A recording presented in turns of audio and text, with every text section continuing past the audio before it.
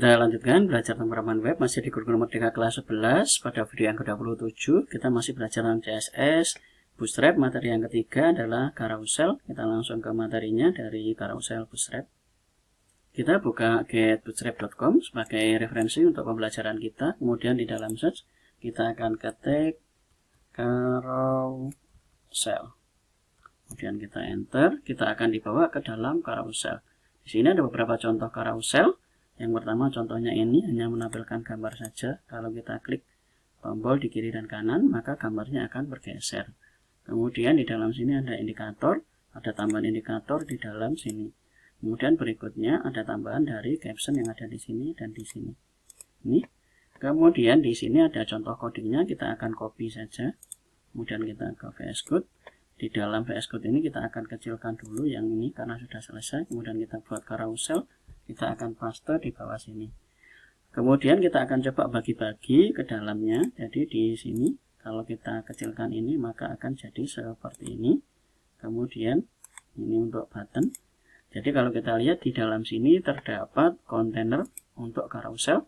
Kemudian di bawahnya sini adalah kita kasih ini namanya indikator. Kemudian di bawahnya indikator adalah kita buat inner.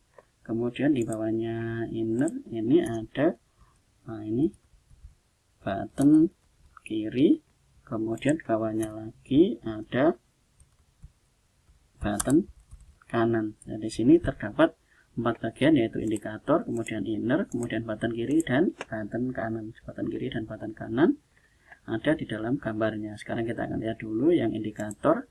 Di dalam indikator ini ada 3 button. Kemudian di sini ada targetnya, carousel example caption ini akan memanggil ke dalam ini ID. Jadi ini kalau ada tanda pagar, ini selalu berarti ID. Kemudian di sini ada slide-nya 0, 1, 2. Kemudian ini akan kita atur, akan kita berikan gambar untuk penggunaan dari yang inner. Jadi di dalam inner ini ada 1, kemudian di sini juga ada 2, dan di sini ada 3. Di sini ada itemnya, ada 3 item. Yang item pertama ditandai dengan kelas aktif, kemudian ini item, kemudian item. Setiap carousel pastikan ada 1 yang ada di penggunaan dari kelas aktif supaya nanti bisa tampil. Kalau tidak ada kelas aktif dia tidak tampil. Ini akan kita coba hapus yang 2 ini, jadi tinggal tersisa 1 item saja yang ini. Kita akan coba kasih gambar yang ada di dalam sini. Kita buat images. Ini saya sudah ambil beberapa gambar. Saya akan gunakan gambar yang MySQL di sini. Kemudian kita buat MySQL. Kita Ctrl S.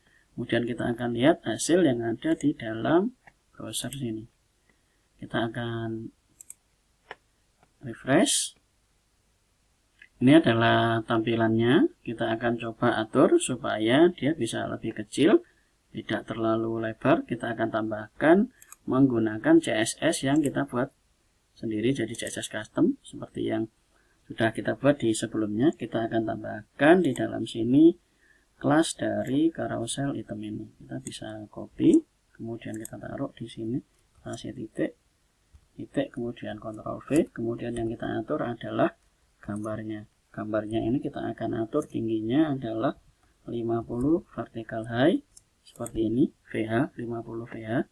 Kita Ctrl S, kemudian di sini juga kita Ctrl S, kita kembali lagi ke browser, kita bisa refresh, kita tunggu hasilnya ini. Ini kita bisa atur lagi supaya kelihatan bagus, tidak seperti ini. Kita akan tambahkan lagi di dalam sini. Jadi kita akan tambahkan, kita berikan object fit, kita tambahkan cover, kemudian kita tambahkan lagi object positionnya, kita kasih center, kemudian kita buat kalau dia lebih, kita buat overflow hidden. Kita Ctrl S, kemudian kita kembali lagi ke dalam sini. Kita perhatikan tampilan dari, nah ini dia sudah terpotong menjadi seperti ini. Jadi gambarnya tidak kena dipipihkan, tapi ini dipotong supaya dia tengah, potong di sini. Ini sudah jadi. Kemudian ini bisa kita tambahkan lagi di dalam carouselnya. Karena ini cuman 1 itemnya, kita bisa tambahkan. Kita akan copy, kemudian kita Shift Alt, ini kita blok, kemudian Shift Alt panah bawah. Nah, kemudian kita bisa lihat lagi hasil dari dalam sini. Ini kita aktifnya tinggal sisakan 1. Kemudian yang gambar-gambar ini kita bisa ganti lagi supaya tidak MySQL. Saya sudah siapkan di dalam sini CSS. Kemudian saya tambahkan lagi untuk yang ada dalam MySQL ini.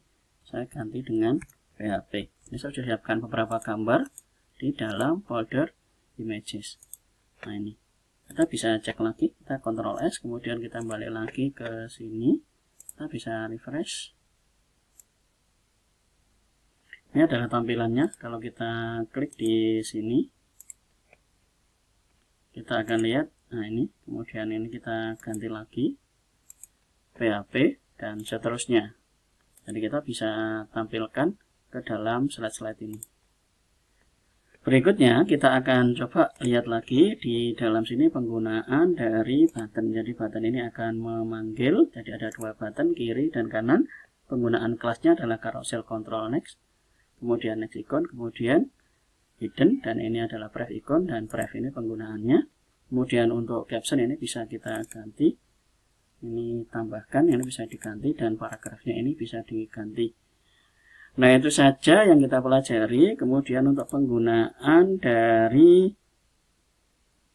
caption ini, kita akan lihat penggunaan dari caption ini. Kalau kita tampilkan menggunakan layar yang lebih kecil, kita perhatikan, nah ini captionnya dia hilang. Kita akan hilangkan penggunaan kelas yang ada di dalam sini. Kita ambil yang denon block ini. Kemudian ini juga sama, kita akan hilangkan. Kemudian ini juga akan kita hilangkan. Kita Ctrl S, kemudian kita balik lagi ke dalam browser ini. Kita refresh. Sekarang ini sudah tampil. Jadi kita bisa tampilkan tulisannya yang ada di dalam sini. Ini kita bisa klik menggunakan indikator yang ada di dalam sini, atau kita bisa klik menggunakan ini. Nah, ini tulisannya sudah tampil di dalam layar yang kecil. Kita juga bisa menggunakan inspect, klik kanan, kemudian kita lihat di dalam inspect. Kita perhatikan layarnya masih seperti ini.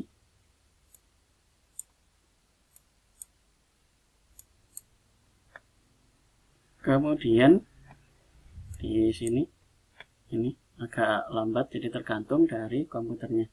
Nah itu saja materinya tentang carousel. Silakan dicoba dan dipelajari untuk penggunaan tentang indikator, kemudian inner, kemudian button kiri dan button kanan. Di dalam inner terdapat image, terdapat bagian dari image, kemudian terdapat caption. Kemudian untuk pemanggilan, pastikan menggunakan data PS target. Kemudian ini menggunakan tanda pagar, artinya dia akan memanggil yang ada ID ini. Itu saja materinya, kita lanjut di video berikutnya. Terima kasih.